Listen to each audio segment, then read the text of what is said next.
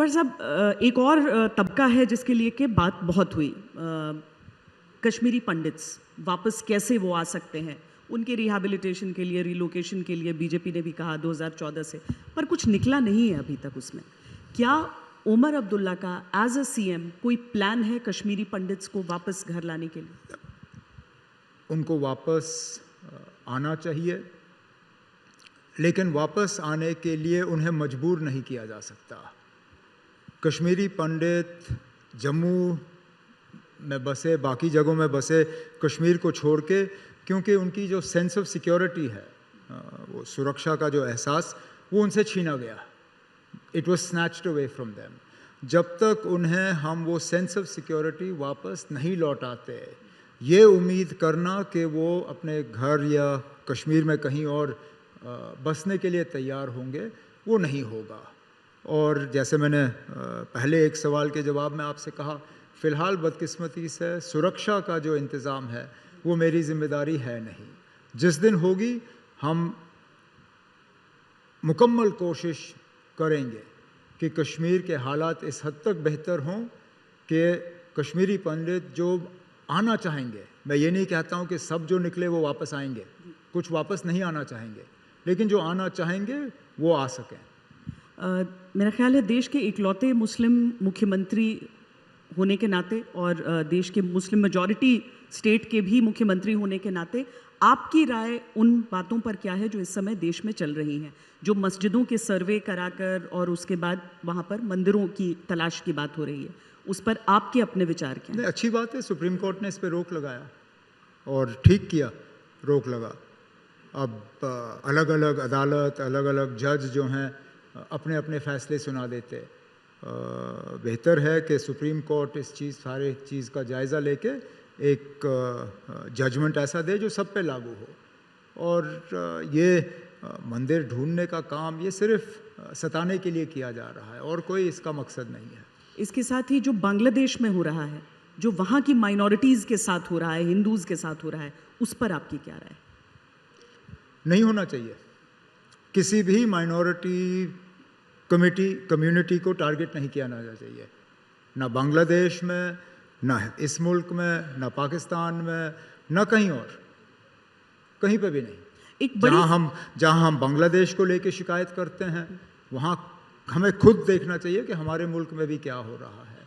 कहीं ऐसा ना हो कि हमारे मुल्क में भी हमारे जो माइनॉरिटीज़ हैं वो एक सेंस ऑफ इनसिक्योरिटी महसूस कर रहे हैं। रोहिंग्याज़ को लेकर क्योंकि बड़ी संख्या में बसे हुए हैं जम्मू में, बीजेपी की तरफ से कहा जा रहा है कि उन्हें वहाँ से हटा देना चाहिए। आप कह रहे हैं कि जब तक कोई फैसला ना हो तब तक डिग्निटी के साथ उन्हें ट्रीट किया जाए। क्या वो हमारा फ़र्ज़ नहीं है? आखिरकार अगर वहाँ बसे हैं तो फ़िलहाल अभी तक तो इजाज़त से बसे थे ना। अब बीजेपी कहती है कि उनको वहाँ से हटा दिया जाना चाहिए। कितना वक्त चाहिए उनको? 10 साल तो हो गए ना यहाँ हुकूमत करते हुए, अभी तक क्यों नहीं हटाया? 2015 से किसी न किसी सूरत में जम्मू कश्मीर में बीजेपी की ही सरकार रही है, पहले पीडीपी के साथ 2018 तक और उसके बाद राजभवन के ज़रिए।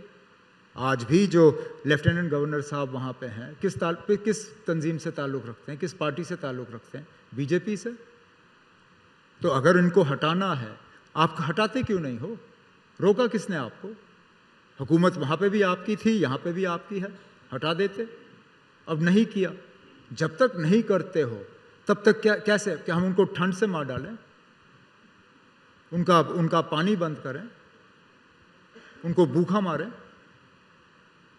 कुछ तो मतलब फिर हम इस बात पे, फिर हम माइनॉरिटीज़ पे ही आ जाते हैं ना। हैं तो वो माइनॉरिटीज़, उठा के वापस उनके अपने मुल्क में भेज दीजिए। लेकिन जब तक भेजते नहीं हो तो कम से कम हमारी जिम्मेदारी है कि उनको जिंदा तो हम रखें। हमने जम्मू कश्मीर के चुनाव कवर किए पूरी तरह से, किसी को ये इतना भरोसा नहीं था कि आपकी पार्टी इतना बेहतर करेगी, डिसाइसिव मैंडेट जम्मू कश्मीर के लोगों ने दिया। ख़ास तौर से अगर हम कश्मीर की बात करें, जो जितने भी पुराने चुनाव हुए, न इतनी पार्टियां थी, न इस लेवल का प्रचार था, ना बीजेपी का इतना इन्फ्लुएंस था जम्मू कश्मीर में, लेकिन फिर भी जम्मू कश्मीर के लोगों ने, ख़ास तौर से कश्मीर के में ज़्यादा आप चुनाव लड़े, वहाँ के लोगों ने आपको वोट दिया और आपके कैंडिडेट्स को जिताया। आपने कुछ वादे चुनाव से पहले किए जिनको काफ़ी सीरियसली वहाँ के लोगों ने लिया। उसमें प्रमुखता से था 370 की वापसी, मतलब जो हुआ है उसको आप रिवर्ट करेंगे। दूसरा, कुछ 100 यूनिट बिजली फ्री। तीसरा था कि 2 लाख के करीब रोज़गार, जितने भी पोस्ट हैं गवर्नमेंट में, वो आप भर देंगे। और चौथा था स्टेटहुड, वो हम होम मिनिस्टर से यहाँ सवाल पूछेंगे भी कुछ देर बाद, वो कब तक वो दे देंगे। तो उनमें से 2 महीने आपकी सरकार को हुई है, हर पहलू पे क्या पेशरफ्त आपकी सरकार ने की, आपने एज ए चीफ मिनिस्टर, तो उस पे आप क्या जम्मू कश्मीर की जनता को कहना चाहेंगे? जहाँ तक मंशूर में हमारे वादे जम्मू कश्मीर के लोगों के साथ रहे हैं, मैं जानता हूँ आपको बड़ी बेसब्री है, आपके जो मीडिया के साथी हैं उनको बड़ी बेसब्री होती है, लेकिन जम्मू कश्मीर के लोगों ने हमें 5 दिन की हुकूमत नहीं दी, 5 हफ्ते की हुकूमत नहीं दी, 5 महीने की हुकूमत नहीं दी, 5 साल की हुकूमत दी। और हमने ये कभी नहीं कहा कि हम 5 दिन के अंदर अंदर सारा कुछ कर लेंगे। हमें 5 साल का अरसा दिया हुआ है, हम अपने तमाम वादे जो हैं वो पूरे करेंगे। अब जहाँ तक आपने 370 वाली बात छेड़ी, हमने ये कभी नहीं कहा कि इस हुकूमत के दौरान 370 को हम दोबारा बहाल करेंगे। हमने कहा हम ये मुद्दा ज़िंदा रखेंगे, और मुद्दा ज़िंदा रखने के लिए असेंबली में हमने रेजोल्यूशन, करारदाद एक पास कराई। जहाँ तक बिजली के हवाले से आपको मालूम है, हमने पिछले दिनों ये बात लोगों को क्लियर किया है कि जो मुफ्त बिजली की यूनिट्स हमने फरहम करनी है वो अगले साल मार्च के महीने से हम शुरू करेंगे, क्योंकि फ़िलहाल सर्दियों में हम चाहते हैं कि ज़्यादा से ज़्यादा बिजली हम लोगों को पहुंचाएं। मुफ्त बिजली जो है हम बाद में पहुंचाना शुरू करेंगे।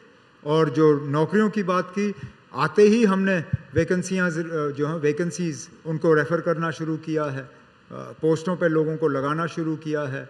मैंने खुद अपने हाथों से डॉक्टरों के ऑर्डर जो हैं उनके हाथ में थमा के उनको रूरल अस्पतालों में जो है पोस्टिंग का काम किया हुआ है। तो शुरुआत की है हमने, और 5 साल में हम अपने तमाम वादे जो हैं उनका रिकॉर्ड लोगों के सामने पेश करेंगे और दोबारा वोट मांगेंगे। एक बहुत बड़ी बात जिसका कई सारे यूथ्स जो हैं कश्मीर के, ख़ासतौर से हज़ारों में उनकी तादाद है, जो देश के अलग अलग जेलों में, जब आपको भी जेल में रखा था, 370 हटा था जम्मू कश्मीर में, वो तब से बंद पड़े हैं। उसको लेकर कहीं पर आपकी बातचीत हुई है कि उनको जो एमनेस्टी देने का भरोसा दिया था सभी पार्टियों ने जम्मू कश्मीर में बीजेपी को छोड़कर, उस पर क्या कोई बात हुई है? बात हुई है, लेकिन आखिरी फैसला जो है वो उस हुकूमत के हाथ में है जिसके हाथ में लॉ एंड ऑर्डर, पुलिस, और फ़िलहाल आप भी जानते हो यूटी में वो इलेक्टेड गवर्नमेंट के पास नहीं है, वो लेफ्टिनेंट गवर्नर साहब के पास है। रियासत बनते ही इस पे पेशरफ्त होगी।